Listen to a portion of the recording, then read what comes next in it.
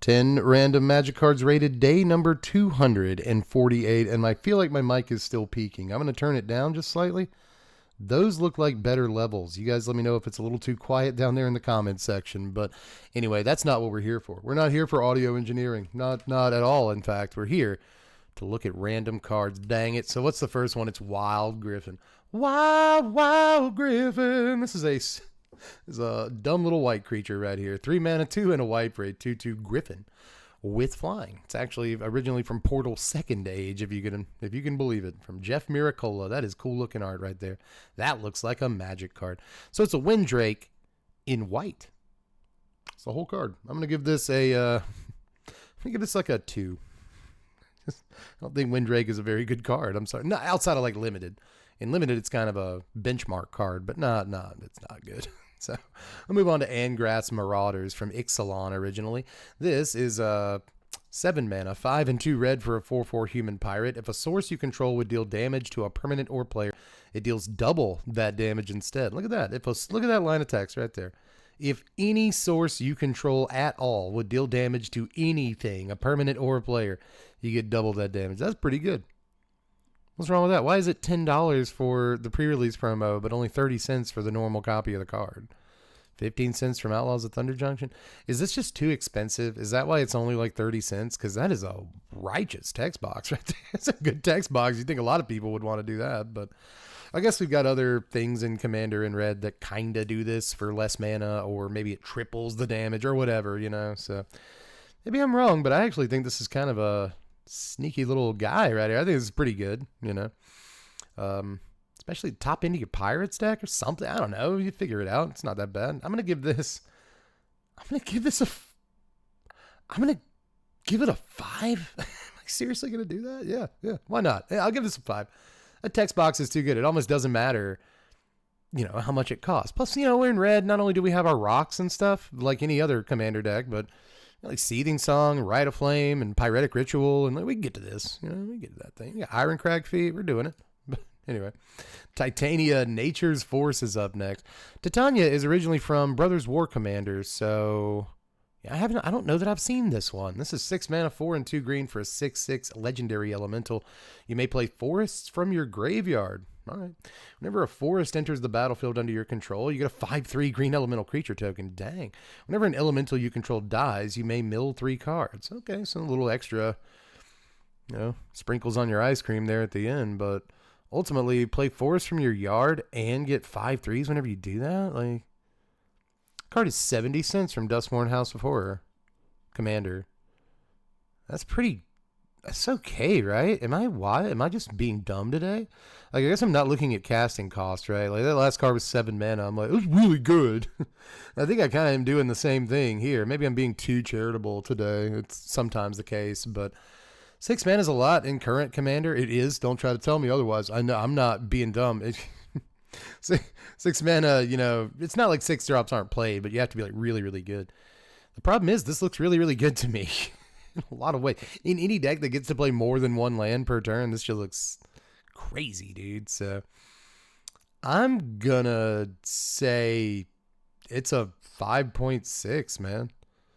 No, I'm not. This is like a 6. This is a 6 to my mind. I don't care that it's a 6 drop. It's also a 6 out of 10. That seems okay. And by the way, for anyone new to the series, all like 3 of you in the audience, a 6 is a good score. That's a good magic card. The Mending of Dominaria from Dominaria is up next. This is 5 mana, 3 and 2 green for a saga. On chapter 1 and 2, put the top 2 cards of your library into your yard. Then you may return a creature card from your yard to your hand.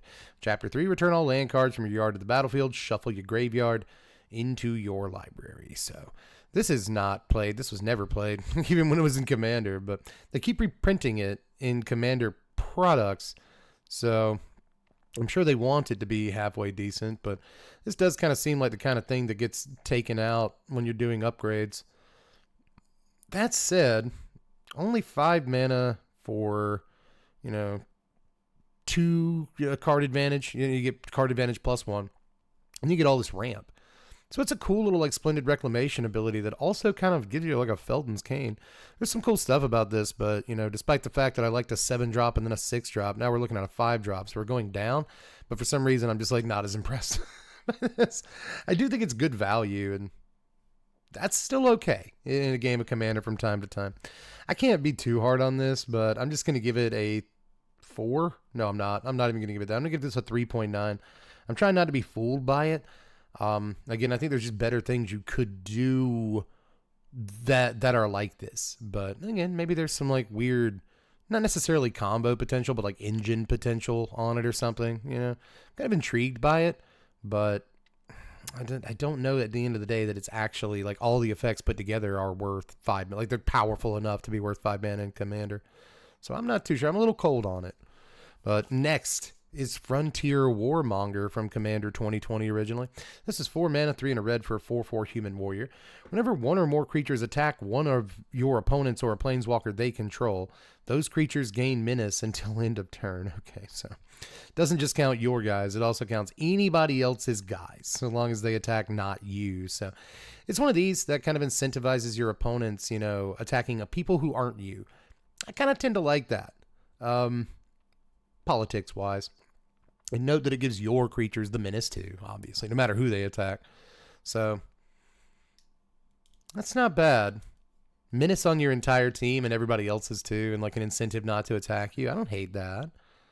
It's a little expensive, sort of, but note that we've gone from 7 mana to 6 mana to 5 mana to 4 mana. That doesn't usually happen. It's kind of weird, but I keep getting progressively less impressed. Although I do like this a little bit more than the last card. I'm going to give her a 5.4. I think. That's 5.4. No, I meant 4.4. All apologies. I think that this is a cool global ability, but again, it lacks a little bit of oomph, It looks cool, but how actually, like, impactful is it, We'll move on to Master Warcraft. This is from Ravnica, City of Guilds, and it's about 60 cents right now in all of its various iterations. 4 mana, 2 and 2 Boros hybrids for an instant. Play Master Warcraft only before attackers are declared. You choose which creatures attack this turn. You choose how each creature blocks this turn. So that is pretty insane. That is. If you play it, on your turn, then obviously you're going to choose which creatures attack this turn. But being able to choose how creatures block this turn is pretty insane. That's pretty crazy. But obviously you can use it on any opponent's turn and just kind of like, take over the game for a second. That seems pretty annoying. I'm not sure that for 4 mana it's worth, doing this like once in a game unless, like maybe like a Turbo Fog build that can get it back from the graveyard and cast it multiple times. Like there are kind of Pillow 4T builds that, when your opponent goes to declare attack step, you can just be like, hold on a second, Master Warcraft, you're not coming at me, you're coming at Sally, and Sally ain't blocking. You know what I mean? Something like that. So I think this is actually pretty cool, man. I'm going to give this a 4.7, and the only reason it doesn't crest 5 here, I think, is because it might be a bit of a trap. Again, is this really worth like a one-time use, right? But in some ways, it's kind of the ultimate fog effect. I want cards with real impact, and even though this is kind of tricksy, I don't know that it's that impactful, but it might just lead to Alpha Strike or something. So some really cool stuff about it. I like this card. But next is Dark Dead. Did I rate this card?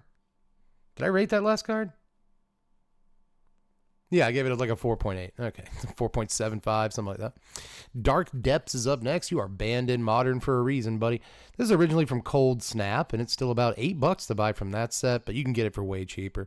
This is a legendary snow land with it's really, I love this art so much. Good job, Stefan.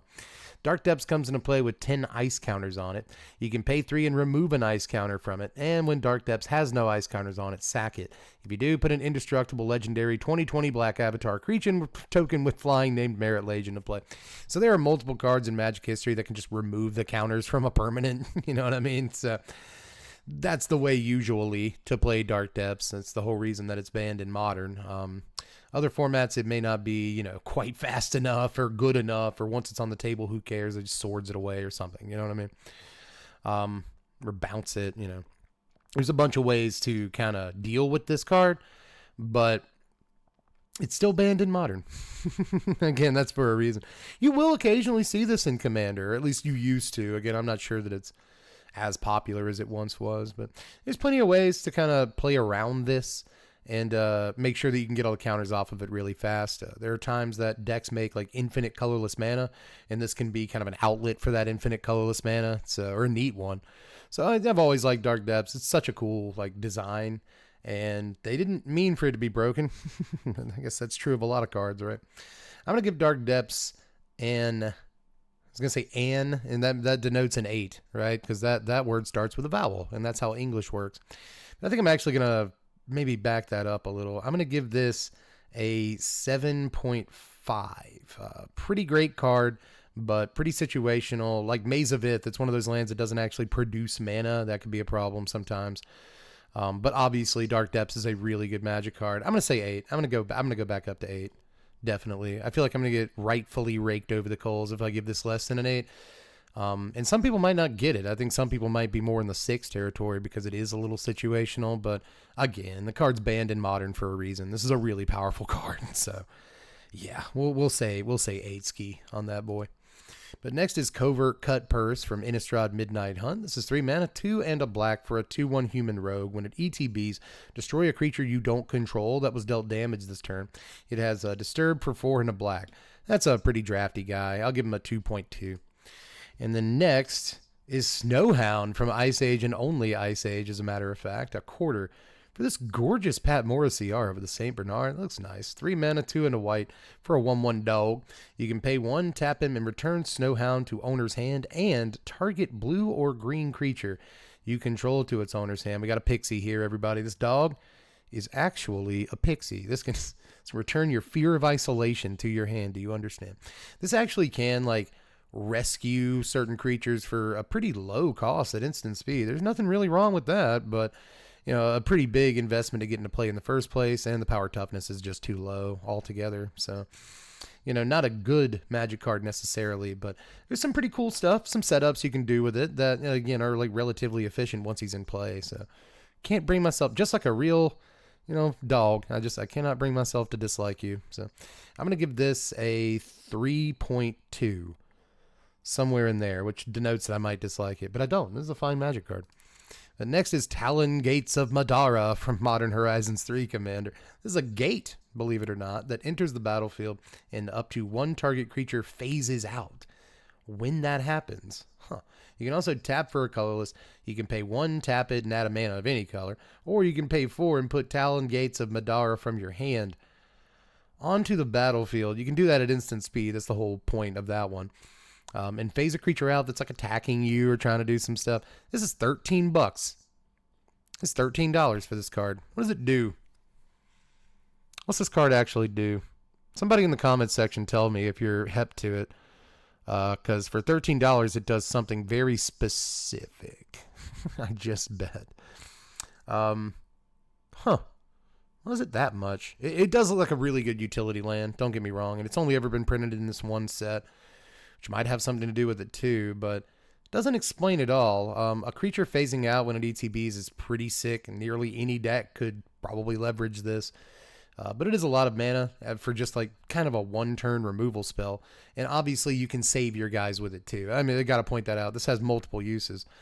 If you just play it from your hand for 4 mana, then yeah, you're saving your dude from a removal spell or your commander or whatever. So, you know, obviously this has a lot of uses, and it is not the kind of card that you see very often, and there's really low opportunity cost on it too. It doesn't come into play tapped, and it just adds a colorless. So yeah, it does seem pretty good. I hope the price isn't influencing me too much on this, but I'm going to give this card a 7. I think that even though it's kind of mana intensive, even if you just play it as a land, like it kind of keeps a creature from blocking that turn or something, you know, like there's some really good stuff about this. So yeah, I'm gonna stay at 7 for this thing. I think this is a pretty strong Magic card, but again, if you know what if there's a precise use for this, and that's why the price is up so much, like, let me know in the comments. I'm really interested. But for now, that is all for Tuesday. I'll see you bright and early on Wednesday. I can guarantee that. Love you guys. Take care.